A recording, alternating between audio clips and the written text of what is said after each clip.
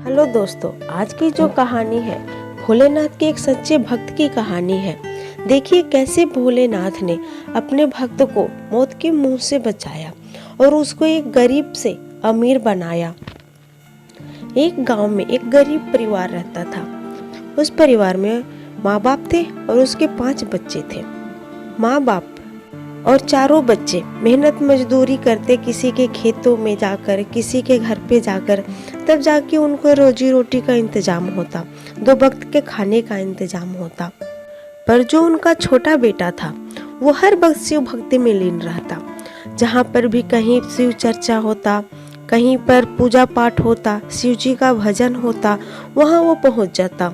हर मंदिर, हर सत्संग, हर जगह सिर्फ पूजा पाठ में ही उसका ध्यान रहता था। उसको दुनियादारी से कोई लेना देना नहीं था, ना कोई काम धंधा। बस वो पूजा पाठ में ही मगन रहता, शिव जी के भक्ति में ही मगन रहता। इस बात से उसके घर वाले बहुत परेशान थे। हमेशा कहते कि एक नंबर का निखट्टू है, कोई काम धंधा नहीं करता, इसको तो खिलाना भी हमारे लिए बोझ बन गया है। कोई काम नहीं करता, सारा दिन यहाँ से वहाँ, इस मंदिर से उस मंदिर, यहाँ सत्संग में, वहाँ भजन में बस घूमता रहता है। इसको कुछ नहीं पता कि हमारे घर में कहाँ से रोटी आती है, कहाँ से हम कमा के लाते हैं। बस इसको तो पेट भर के मिल जाता है खाने के लिए और यहाँ वहाँ घूमता रहता है। जब भी वो घर आता ये बात उसे जरूर सुनने को मिलती, पर उसे कोई फर्क नहीं पड़ता। वो तो बस प्रभु भक्ति में लीन रहता, इस कान से सुनता, उस कान से बाहर। वो गांव जिस राज्य में आता था, उस राज्य के राजा के पास कोई पुत्र नहीं था, कोई उनका बच्चा नहीं था। राजा हमेशा इसी चिंता में रहते कि इतना बड़ा राजपाट है पर उसका वारिस कोई नहीं है। कौन चलाएगा इस राज्य को, कौन होगा इसका वारिस। बेचारे इस मंदिर से उस मंदिर, इस गुरुद्वारे से उस गुरुद्वारे, क्या डॉक्टर, क्या वैद्य, सबके पास गए पर कुछ नहीं हुआ। उनको कहीं पर भी संतान की प्राप्ति नहीं हुई। तभी किसी ने बताया कि एक तांत्रिक बाबा है जो पूजा पाठ करवाते हैं और उनके पूजा पाठ से लोगों को संतान की प्राप्ति होती है। वो राजा उस तांत्रिक बाबा के पास गए। वो तांत्रिक बाबा पूजा पाठ करने के लिए तो तैयार हो गए, पर उन्होंने कहा कि महाराज, आपको किसी बच्चे की बलि देनी पड़ेगी। जब तक आप बलि नहीं देंगे माता खुश नहीं होएगी। जब माता खुश होएगी बलि देने के बाद, तभी आपको संतान की प्राप्ति होगी। राजा बोले ठीक है, मैं किसी बच्चे का इंतजाम कर दूंगा, आप पूजा की तैयारी करो।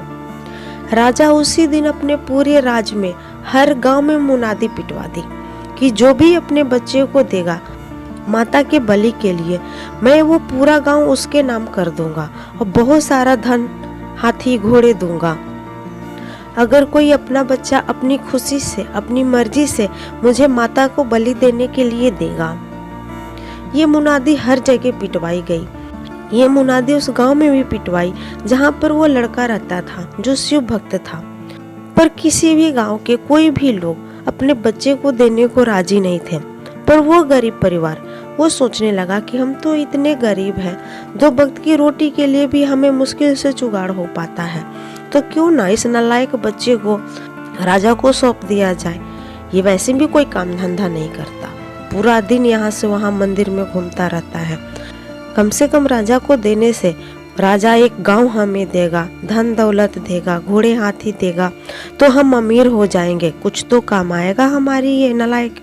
उस बच्चे के घर वाले ले जाकर राजा को उस बच्चे को सौंपाए। राजा एक गांव, घोड़े, हाथी, बहुत सारा धन उसके माँ बाप को दे दिया और उस बच्चे को लेकर तांत्रिक के पास गया। तांत्रिक पूजा पाठ की तैयारी करने लग गया। जब बलि देने की बारी आई तो राजा ने पूछा कि अगर तुम्हारी कोई अंतिम इच्छा है तो बता दो। तब उस बच्चे ने कहा कि महाराज, मेरी अंतिम इच्छा है कि आप 5 मूर्तियां मेरे लिए मंगवा दे। राजा ने कहा ठीक है, इसकी अंतिम इच्छा है तो पूरी तो करनी ही चाहिए। राजा ने 5 मूर्तियां मंगवाई और उस लड़के को दे दी।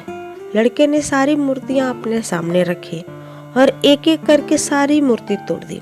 सिर्फ एक मूर्ति रह गई और वो हाथ जोड़ के बैठ गया।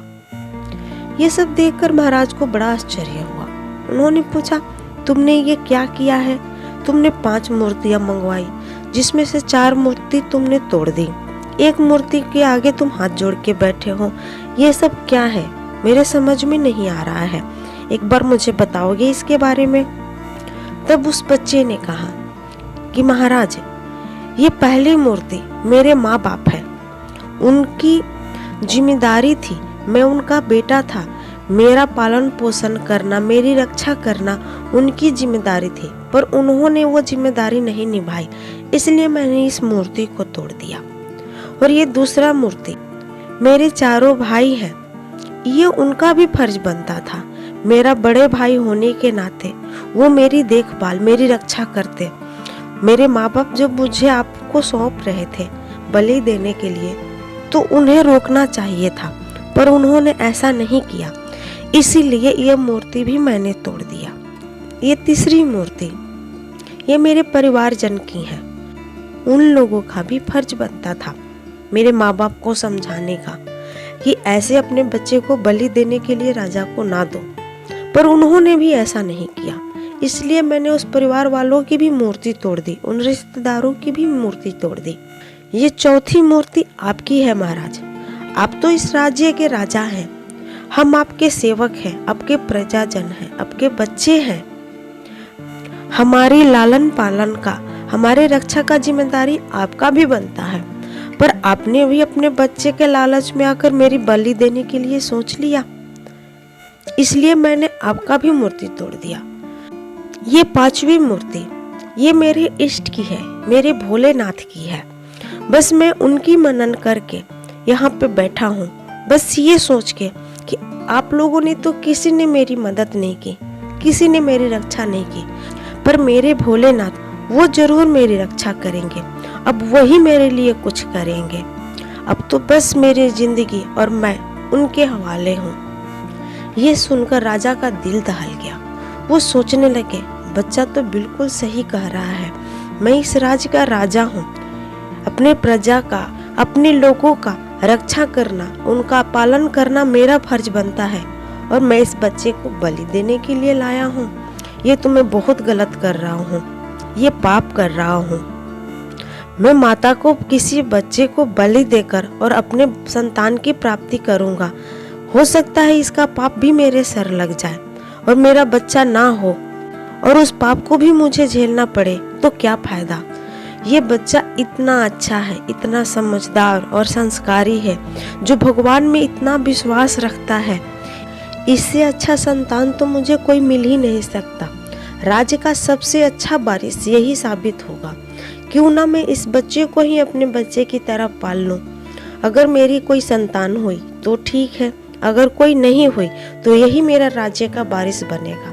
राजा उस बच्चे को अपने साथ ले गए और पूरे राज्य में घोषणा करवा दी, ये मुनादी पिटवा दी कि ये बच्चा आज से इस राज्य का राजकुमार है।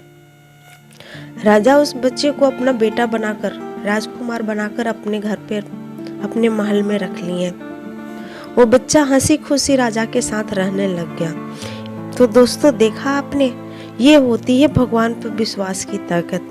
उस बच्चे को भोलेनाथ पे पूरा विश्वास था और भोलेनाथ ने भी उसकी विश्वास की लाज रखी। वो गरीब लड़का जिसको घर में 2 रोटी के लिए भी ताने पड़ते थे, आज वो राजकुमार बन चुका था। इसीलिए भगवान पर हमेशा अपनी आस्था और विश्वास बनाए रखें। दुनिया में कोई और साथ दे ना दे, पर वो ऊपर वाला, मेरा भोला, जरूर साथ देगा आपका। वो कभी आपको अकेला नहीं छोड़ेगा। और सबसे सच्चा रिश्ता तो उन्हीं से है, उस परमात्मा से ही है। बाकी सब रिश्ते तो यहीं छूट जाने हैं, पर वो परमात्मा से किया हुआ रिश्ता जिंदगी भर निभता है। अगर आपको ये कहानी पसंद आई हो तो मेरे वीडियो को लाइक करें, शेयर करें, और ऐसी ही और कहानियाँ देखने के लिए मेरे चैनल को सब्सक्राइब करें और कमेंट करना बिल्कुल ना भूलें। अगर कहानी अच्छी लगी हो तो उसके बारे में भी बताएं, और अगर आपको ना पसंद आई हो कुछ चीज़ें तो उसके बारे में भी कमेंट में ज़रूर बताएं, ताकि मैं उसे अच्छा कर सकूं, वीडियो को और अच्छा बना सकूं। Thank you very much.